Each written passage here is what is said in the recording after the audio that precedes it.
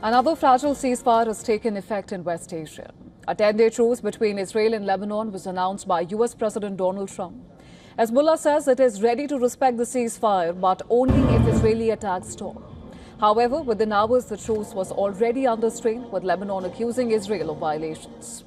It has also warned residents in southern Lebanon to remain cautious amid breaches of the agreement.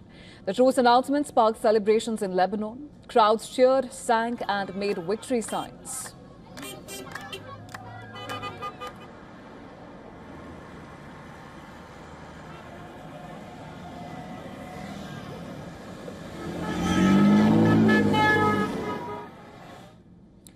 In Beirut's southern suburbs, gunfire and fireworks welcomed the agreement.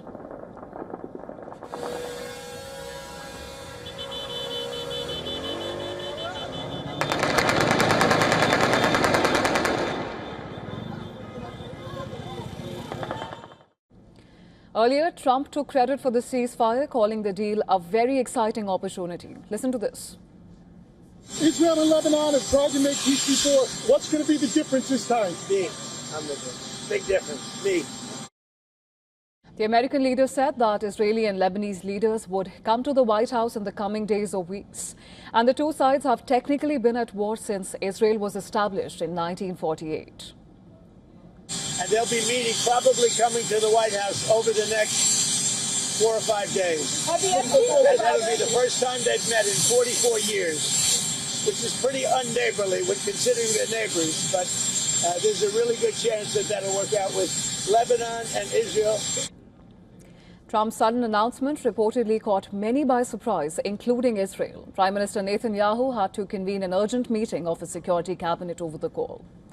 Meanwhile, Hezbollah officials said the ceasefire in Lebanon is a direct result of clear Iranian pressure. Group spokesperson Ibrahim al-Musawi has said that the ceasefire would not have happened without Iran considering the ceasefire as equal to closing the Strait of Hormuz.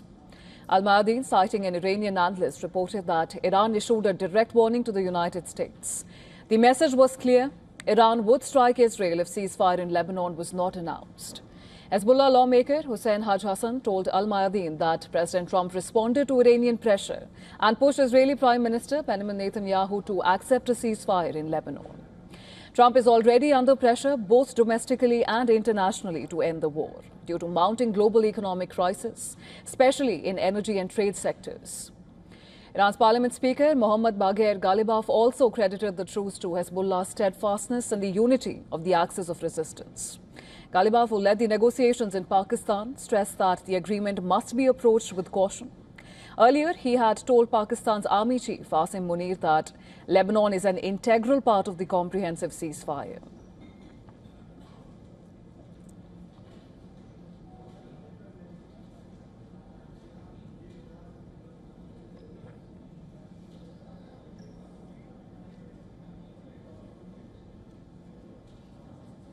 And for more on this, we're now being joined live from Ireland's Wicklow by Scott Lucas. He's a professor of international politics at Clinton Institute, University College, Dublin.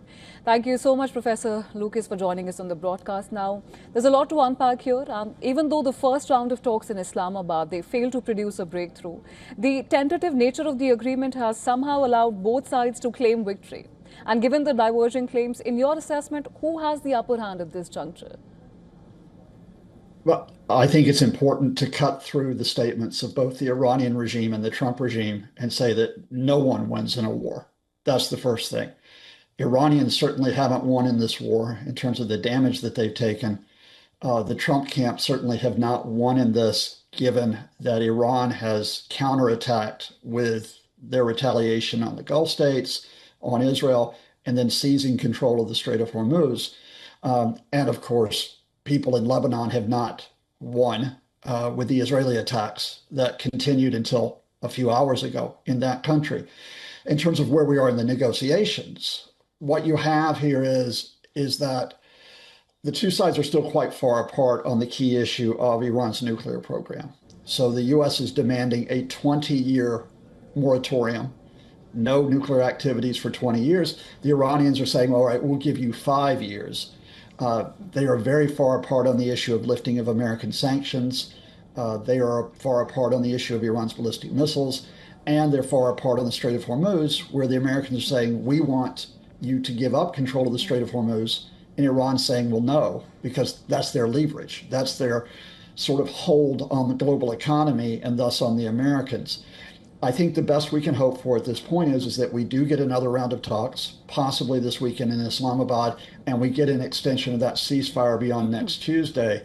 But let me just tell you the provocative thing. What we really need is a return to the 2015 nuclear agreement, which was between Iran, the US, and other countries. But the Trump administration won't do that because that was an agreement under the Obama administration. Right, we hear you, Professor Lucas. Now, we also understand that people in Lebanon are celebrating this ceasefire. And this ceasefire announcement, on the other hand, has reportedly taken Israel by surprise, and even within the government's own security cabinet.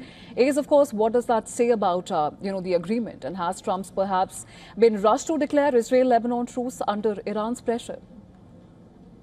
Well, there's a couple reasons why we get this truce. The first is that Donald Trump wants it for his ego.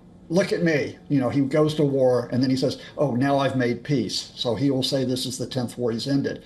Again, the reality behind Trump's statement is that the Iranians told the Americans last weekend in Islamabad, look, until Israel stops the attacks in Lebanon, we're not going to advance in negotiations. They linked the two issues together.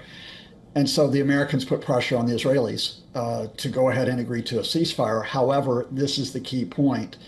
That ceasefire leaves Israel expanding its occupation of southern Lebanon. The Israelis have said that they're going to hold what they call a buffer zone, at least 10 kilometers inside southern Lebanon. I suspect that the end point of this is going to be that we may get a lasting ceasefire between Israel and the Lebanese government, but you will have this Israeli occupation in addition to the occupations in Gaza and in the West Bank. Right, but then the important question is that does it build enough confidence for meaningful progress in the US-Iran talks? Or is this perhaps still too fragile given the ambiguity as we were discussing around Hezbollah and also Israel's continued posture on the ground to actually shift the diplomatic needle here? You get settlements and negotiations when the costs become too high for every side to continue the attacks. So for Iran, the incentive to go for a ceasefire, lasting ceasefire, is regime survival. They have lost their overall leader. They've lost a lot of officials and commanders. The Iranian economy has been hit hard.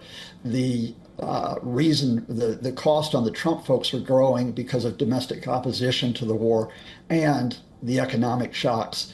And the cost to Israel is that if they continue the attacks on Lebanon, they may expand their occupation, but they may be isolated, especially if the Americans decide they're walking away. That's when you get all those issues that come together, that we have the incentives for a lasting ceasefire, but we still have that key issue going back to Iran, and that is, what is the trade-off between Iran allowing shipping through the Strait of Hormuz and the Americans compromising on their demands over the nuclear program? Of course, Professor Lucas, and of course the question has also now shifted from who gains from peace to who actually has more to lose at this point. And we understand that, of course, we can't ignore Israel in this as well, because Israel says that it is on the same page as Washington, but time and again we've seen it act with a degree of strategic autonomy that doesn't always align with the United States restraint. And in that context, is the ceasefire genuinely enforceable, or ultimately it is contingent on how far Israel is willing to go irrespective of US pressure? You've put it very well. What we have at best is a fragile ceasefire. Remember, we have a fragile ceasefire in Gaza because Israel occupies 53% of Gaza. There's no advance on that supposed three-phase plan that was going to bring a lasting resolution with local government in Gaza, with provisions for security. Same thing happens in Lebanon. That is, you get an Israeli occupation in southern Lebanon, but Hezbollah might push back against that. When Hezbollah pushes back against that, Israel will attack again. Look, Lebanon has been a fragile country going all the way back probably to the 1970s. It will be even more fragile even if we declare a ceasefire here, because that Israeli attempt to expand its occupation and Hezbollah's desire to strike back, those don't go away. Absolutely. Professor Lucas, you've raised some very interesting points there, and of course, we'll have to wait and see how the situation develops from here. Thank you so much for joining us on the broadcast and sharing your perspective with us. Thank you.